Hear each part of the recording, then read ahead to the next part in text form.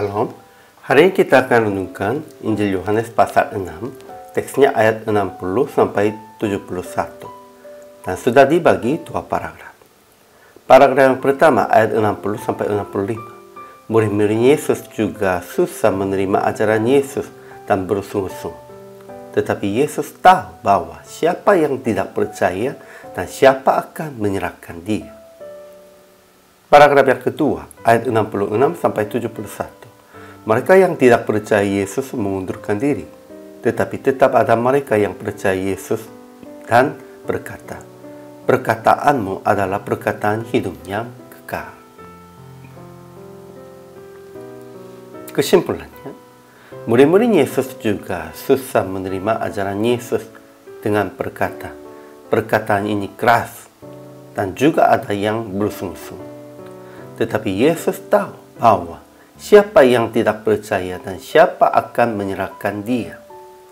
Jadi ia berkata, "Telah kukatakan, tidak ada seorang pun dapat datang kepadaku kalau Bapa tidak mengaruniakannya kepadanya." Mulai waktu itu, mereka yang tidak percaya Yesus mengundurkan diri.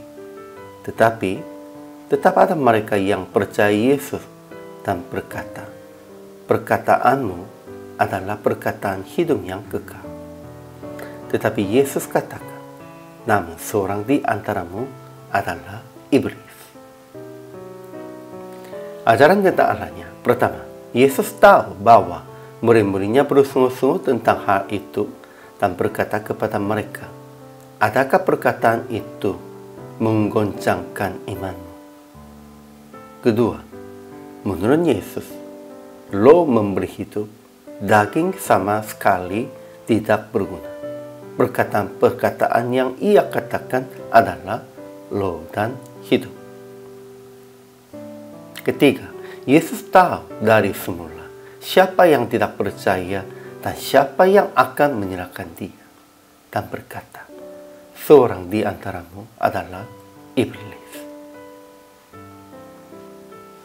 Ajaran tentang manusianya. Pertama, murid-murid Yesus juga susah menerima ajaran Yesus dengan berkata, perkataan ini keras, dan juga ada yang bersungguh-sungguh. Akhirnya mereka yang tidak percaya Yesus mengundurkan diri. Sekalipun mereka menjadi murid-murid, tidak bisa semuanya mengerti. Dan itulah karena memang susah, memang juga. Tetapi daripada itu, fokus mereka introspeksi dirinya itu bedanya.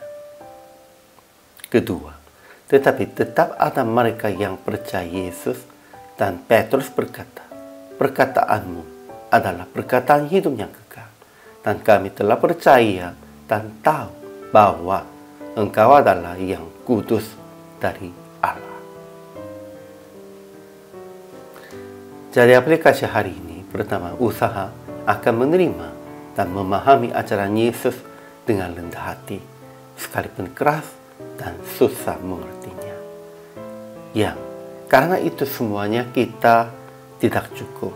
Karena kita yang masih lemah tidak bisa mengerti begitu. Dengan begitu rendah hati, kita harus usaha menerima dan memahaminya. Kedua, jangan menjadi seperti Yudas, anak Simon Iskariot yang menyerahkan Yesus dengan introspeksi diri, apakah tetap mengikuti jalan Yesus atau ingin menghasilkan keinginan pribadi.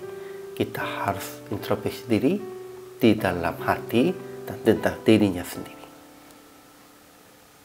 Akhirnya praktek hari ini, usaha tetap introspeksi diri dan konsentrasinya kepada Yesus dan firman, supaya memahami dengan benar-benar dan tidak meninggalkannya atau tidak menyerahkannya untuk keinginan manusiawi. Apapun, kita harus introspeksi diri dan konsentrasi kepada Yesus sajanya. Inilah kehidupan orang percaya.